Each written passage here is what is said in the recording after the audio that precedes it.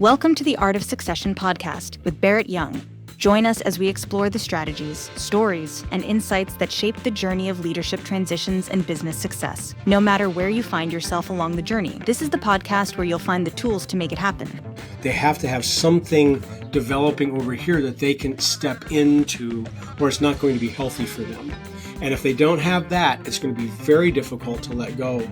There are 4 things I'm watching for in business continuity and succession.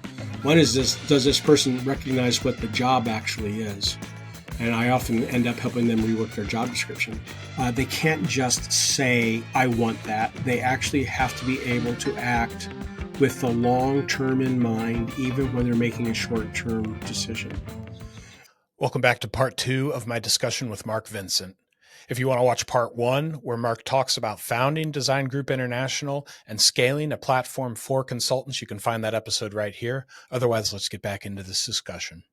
So your next phase, what you started after Design Group International, is a consulting brand that does the same thing, just not at that scale, correct? Am I correct in that?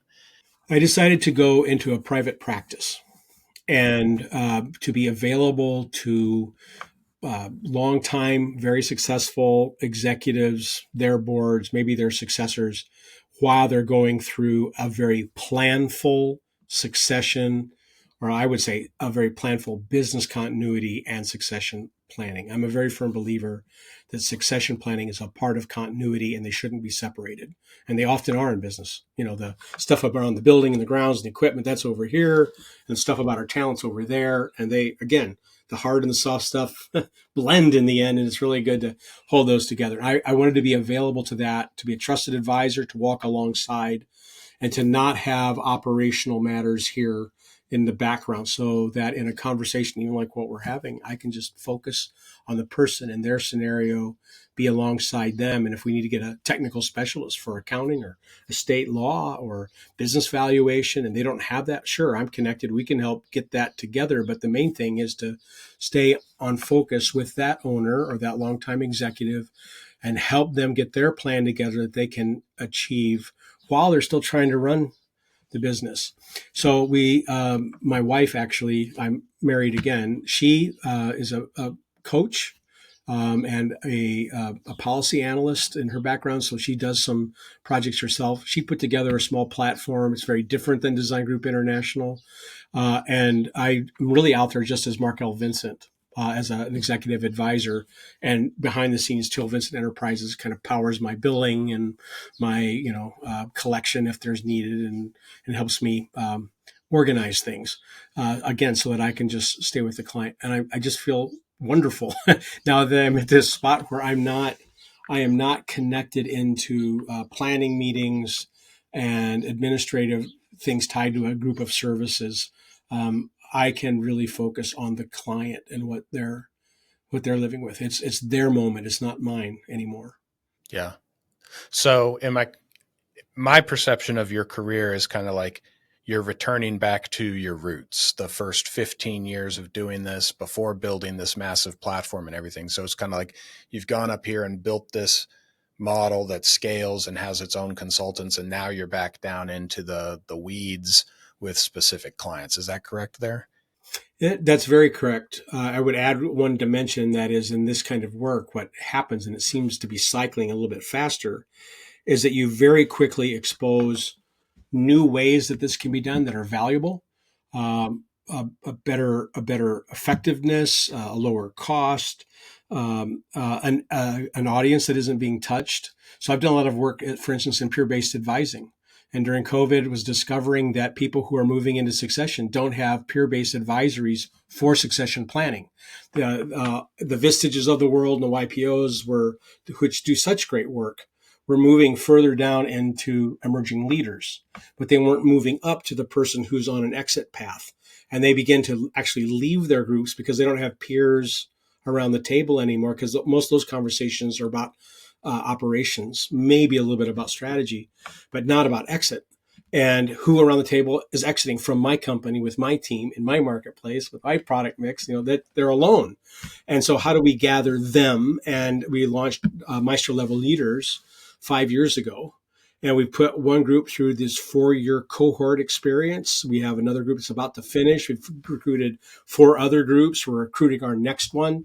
I've trained a couple of other facilitators, so I don't run them all myself. And just in this last month, we're now identifying the person who's going to take it from here. So in my current practice, returning to those roots, one route that didn't go away was, oh, here's an idea. Let's start something. But what I'm doing is cycling out of that quickly so that I don't end up at the center of it for 15 years, or in my case, 18 years before I can start moving toward exiting. Yeah, gotcha.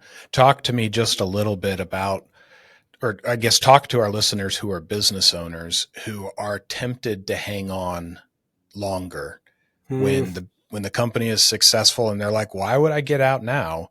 I could ride this all the way to the grave. I could ride this all the way to the very end of it and continue to profit from this. Yes. Versus stepping away, and I'm too young to completely, I just was at an exit planning conference and they're like, don't say the word retire to a business owner because they don't want to hear it.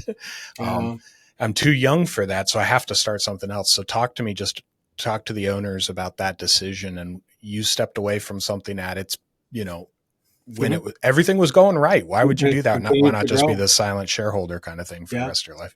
Yeah. Especially in consulting and professional services, it's so tempting. I can do this until I'm, can't do it anymore. Mentally, I'm not there anymore. So you didn't do that. You stepped away and started something new. Talk to me about that. Right.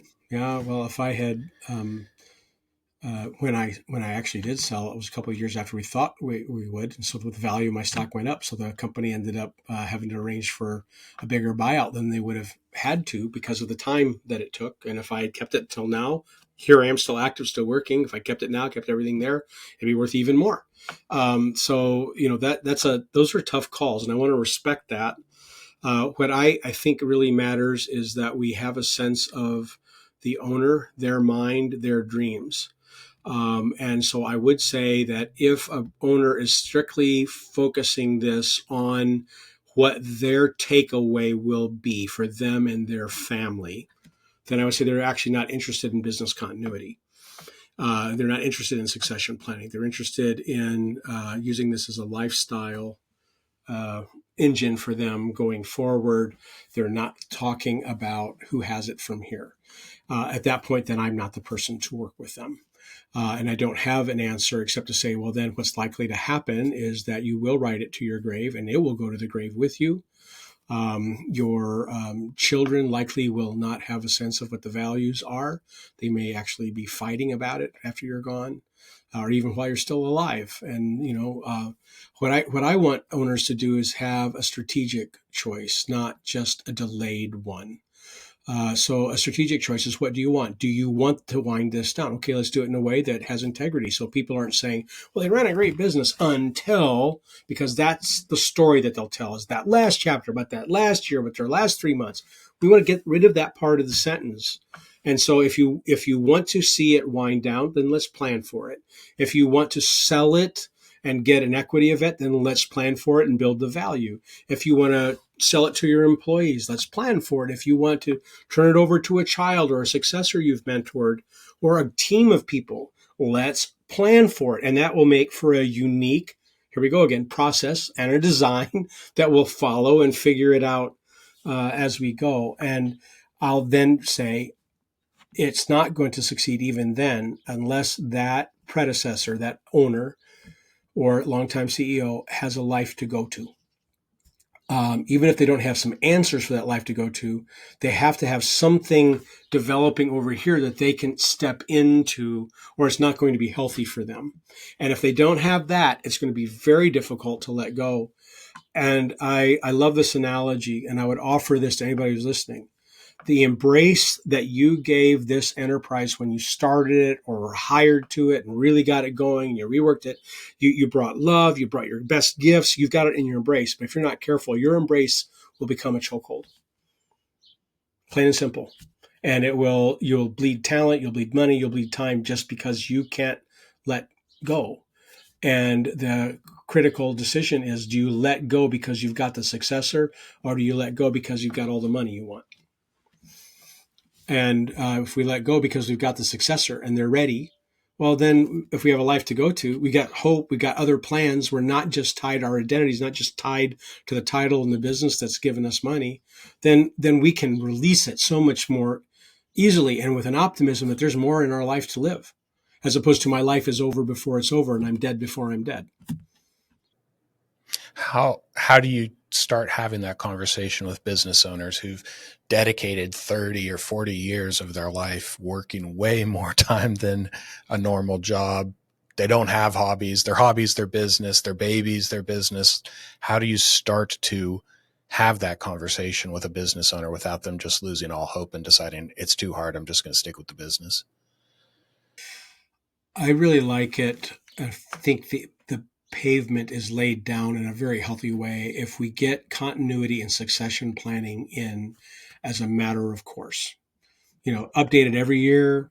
You don't have to have the successor named, but it's very helpful to say if I'm hit by a bus today, who steps in and covers this until we're able to figure it out? Or what's our playbook for sudden loss of talent, sudden loss of equipment, sudden loss of power, a a global epidemic. What are our playbooks for these things? And let's have some of that figured out. So either we have an identified successor or we have someone who knows that they would step in to run things for 3 months or 6 months while we figured something out. Things like key man insurance for key players that for whom the business really has a tight need for that revenue to maintain. If they're suddenly pulled out and you've got a 70% loss in income, big problem for that first couple of years. So let's start with that. And then if we're going to start growing people up, we have to recognize that if there's only really one seat at the top and we prepare 5 people, all of whom could fit in that role, that means we're going to either be choking 4 people and we're going to lose them as talent, or we're actually going to be able to send them into the marketplace of our vendors, our competitors, our customers, whatever else, who carry out the values and the way that we've learned to do it together, and who we can always hire back at some point. So we keep our talent pool in development mode and active and think about their best interests, the next part of their career, and start moving to this thing where nobody is indispensable. But we just start making that a part of the culture and start building that out so that the owner can see, or that longtime executive can see that. And then you can start to begin that conversation sort of as a beside. So what does this look like for you? Where are you going? How do we help develop you so that your whole heart and your whole soul and your whole mind and your whole strength are involved in this, as opposed to it's all strength, strength, strength, strength, day in, day out. You're exhausted and prone on the floor every Friday, and you think you're succeeding when in fact you're not. You're gonna end up retiring earlier than you want. You're going to have medical issues tied to the long-term stress that you've borne. Let's get you out of that trap and begin to do that. But I found I can't get to that other conversation unless they're building this kind of thing into the culture. Otherwise, they expect people to get spent the way they're spending themselves, all of which leads to burnout. What starts just that conversation? Is it just the fact that every business needs to have that hit by a bus incident? I mean, I talk to young business owners, 10 years into their company, talk about succession planning, talk about the future. And they're like, we're barely breaking even at this point. We haven't even gotten here. So is it usually a triggering event in the life that wakes them up to have that conversation? Yeah, sadly, that's often the case. I would like to think, and the economists have really concluded that although they would like to think that humans are rational beings, we're not. So because we're not rational, we often need a painful incident to wake us up to something that's very important. But for those who say, you know what, I want to learn vicariously. I want to not just meet best practices. I want to exceed them. I really want to build something that lasts. If that's really where they're at, they can't just say, I want that. They actually have to be able to act with the long term in mind, even when they're making a short term decision. And so when you meet people that are postponing the long-term impact, we'll think about that later. We'll deal with that later. Now's not the time. When in a few years, maybe if we're successful, we can get to that. We don't have the luxury right now. That sounds like a perk. All of that is denial about the impact of not making long-term decisions with a short-term impact as well. So you just don't divorce long from short. Just like you don't want to divorce top line from bottom line on a financial decision. That you need to be able to see that as a whole, as a system that you are the steward of, that you're responsible for. And so you make decisions with short-term need without losing sight of where you're going. And if I'm talking with someone and I've got a little gravitas now, I've got a few birthdays, I've got a white beard, I've lived it, I can look someone in the eye and I think with some gentleness say, you're not acting like an executive. You're not acting like the leader of your company. You're acting like a manager of this little area of the business. And if you consistently do that, you're going to end up with an organization only as big as your capacity, and you keep limiting your capacity. You have a chance here to learn and to think this through and to draw it out. We can do that right now if you like. Let's look at that. Let's look at your options. Let's not have you so narrow. And you can learn to do this more quickly than you've been doing it. You can learn to do it in the moment as you're going. And that's really what executive thinking is. It's using the highest function of your brain, not living down here in reactivity and then thinking, well, when the emergency's over, then I'll figure stuff out. We got to, in the emergency, keep our perspective and figure it out, or we're just going to have another emergency. These are the rocks. These are like the quadrant 4 stuff that Stephen Covey talks about. It's important, but not urgent. It's always something I can wait till tomorrow. I've got all these emails, all these sales calls I have to make. This customer over here is blowing up. This team member is, self-imploding. How long, or like, what's the process to get these owners, somebody working with you? What are the milestones, and say, hey, we're not going to be able to solve this all in a week of working with me. How do you lay out something that big? Identify, well, a will needs to be in place like tomorrow, the urgent and important things within that, versus the things that, no, it's going to take us 2 years to get this, developing an executive, developing your replacement. That's not something you're going to do in the next 3 years, probably, when you say it's time for me to retire. You should have been working on this a couple of years leading up to this. How do you break that down for your clients and walk them through that process when they want results now? Because I want to retire in 6 months. Let's say you were that person. You asked me, hey, how can you help me now? Or what do I get if I work with you? I'm not going to answer that question. I'm going to flip it as quickly as I can right into that why, who, what, when, where, how.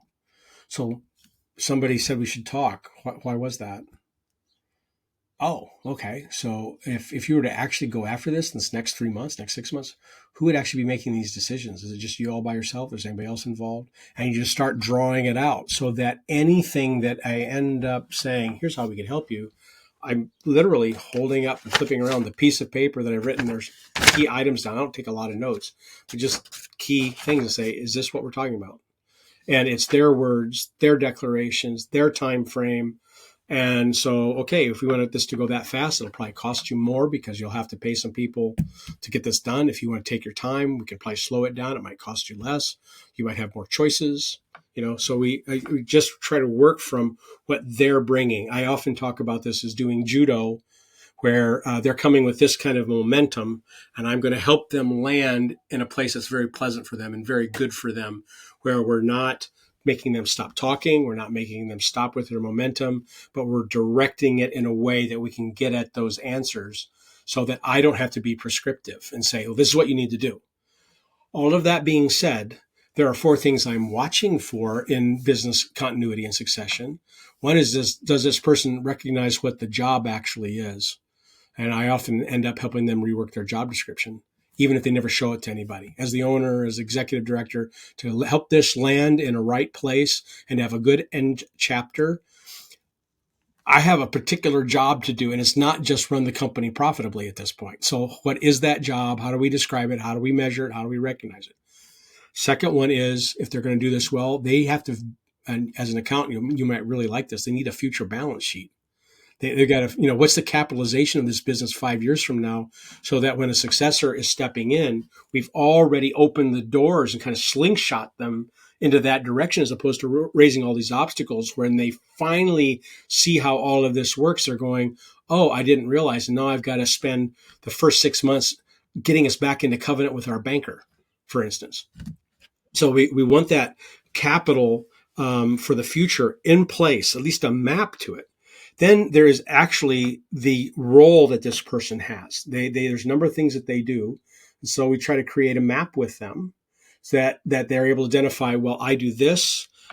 Here's something I'm not doing yet, but I think it's going to be important in the future. We try to get all of that identified and start figuring out what's the trajectory for you to hand this off to a person who not only understands it, but actually is activated and owns that role. It might be your successor, but most every person that's exiting, if they've been successful, it's more than one person that takes on what they've carried. The role expands in some way. So how will we know that they've got it, understand it, and have it and are owning it? Because without that, things are going to drop through the cracks. And again, if something happens to you, we'll have it documented. We'll know its status. And so a board or a successor can pick it up and take it from there. So we want to create that map. And then the last thing is that leader is operated by a certain philosophy. And oftentimes it's just kind of from the hip pocket, and it's, there, and it's quick, but it creates what I would call invisible suitcases that a successor is going to trip over if that philosophy is not expressed in some way. So we want to draw that out, get in some kind of graphic or written expression. Often it's a half a page, maybe a couple of pages at most, where the successors, as well as even a board, if a board is involved, can know how things were managed and either embrace it, at least with the right kind of language that people are used to hearing, embrace it, amend it, or even consciously set it aside in favor of a new approach that is needed. Without that, people run into walls and bump into things without realizing it until it's after the fact, because, especially if it's a beloved leader, because it's just resided in the subconscious and it's never been logically expressed. We're running out of time. This has been an amazing discussion. Is every business worthy of succession? Or succession is hard. Succession is real. It's harder work than the technical work of running a company. What are some of the guideposts in a conversation that you'll have with a business owner? Maybe 2 or 3 things that you'll say, from this conversation, I can tell you, you don't have it in you. You just need to sell to private equity, consolidate, or get out. That's a great question too. That's where I really want to draw them out with, why does this matter to you? What does even your definition of success look like? I could say it, but my definition isn't necessarily yours. So let's get yours out there. Let's have you look at it and know what it is. And I'm talking with one person right now who for a long time thought, well, succession is one of my children running the business. But as it's gone on and over time, it's like, oh, maybe that's not what's needed in the end. Maybe here I should be more open to an investment event where somebody can take this business beyond what I've been able to do. And our family can go on to other things, and my children can continue to have a career with multiple choices in front of them. So there's a bit of this emergent set of possibilities as you take steps, and you don't want to have to lock down so tight that you can't adjust as you go. But your question started with, is every business worthy of success or succession? You know as well as anyone how hard it is to succeed or to have success. And so then to get to succession is even harder and rarer. And I would say almost without exception that succession is harder than starting the business. It calls on every aspect of leadership gifts that a person has cultivated over time. It's the highest expression of their art. It's a demonstration that they really have led well, not just managed something well. And so we don't want to go in there thinking it should be easy, or that you can mail it in at the end, because that is a surefire way to make succession not happen in a way that anybody's pleased with. So succession is hard work and joyful work, because you're getting to use everything that you've brought. And I often say that this is why I call what we're talking about here maestro level. You're no longer just the solo performer on the stage. You're no longer just conducting the orchestra. You are the composer of the thing, helping the composer. I mean, helping the conductor, helping all of the instrument sections pour this beautiful thing out while you're not even on the stage anymore. That's what this is. And so let's call it that. Let's recognize the beauty and the intricacy of it, and then let's get after it because time's a wasting. Ah, man, I really love that visual of the composer. You're no longer the conductor who's been running this business and making all this stuff work for the past 30, 40 years. You're now stepping into the role of the composer, and your job is to pass that baton off to a new conductor and have them succeed and show and just reflect the glory of what you've written. That's beautiful, Mark. Thank you so much for that picture. You're welcome. We are out of time. Before we jump into the lightning round and wrap up the episode, is there anything that I haven't asked about or anything that's really on your heart that you want to share with the audience before we go? I don't have anything more to add today. I feel like our conversation has a number of things going around for you, so that it might be that 6 months from now, whatever you say, Mark, can we just extend our conversation and continue on? I really welcome that because I benefit, as so do you, when this is something you care about. You want value to go to others for future generations. You want them to have meaningful lives and enterprises. And so thinking about that with people is a gift. And so if there's at any point you'd say, let's talk some more, please know I'd be all in. I appreciate that so much. I definitely will be doing that. So I do appreciate your time now, but let's get into the lightning round and bring this in for a landing. So coffee or tea, and how do you like it prepared? Coffee in the morning, tea in the afternoon, always with cream, but I can do black. Okay. Pie or cake, and do you have a specific type? My favorite pie, definitely pie, is sour cherry pie and with a little bit of ice cream, so the sweet and the sour blend. Delicious. Do you have a favorite holiday and why? Thanksgiving. It always seemed to have way less drama and more pie. So less drama than for, say, like Christmas or something higher pressure. Right. I mean, it didn't involve gift giving. It was just, am I bringing the dish? Will I see grandma? Food and family. Is football on, that kind of thing. Yeah. It shuts down rather than amps up.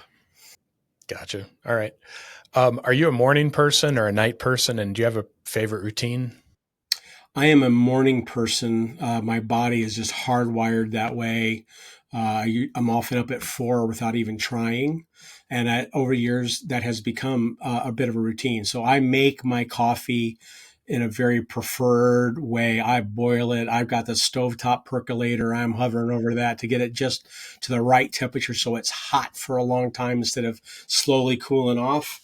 And then I usually have about 2 hours, and most days I can do it, where I am in a rocking chair by a hearth if it's winter, or by an open window in a breeze if it's cooler. And I am working through material. And it's out of that I have good questions to ask my clients. And I have some things to say about succession. So it's just kind of the engine for any creativity and my ability to remain relevant. So there's a lot of reading and some writing that I do during that time. And then by then the sun's coming up and I'm ready to face it. But it's also a reason why I don't do evening meetings. At 7 o'clock, my brain's kind of tired. All right. That's great. What's a common belief among entrepreneurs that you would want to challenge them on? Oh, that's an easy one, actually, because it's just so rampant that what got them there will get them to where they need to go next. Anything they got to where they were because they learned things, not because they knew things. They had an assumption and they figured some stuff out. Well, to get to where they want to go next, the learning has to continue, not knowing.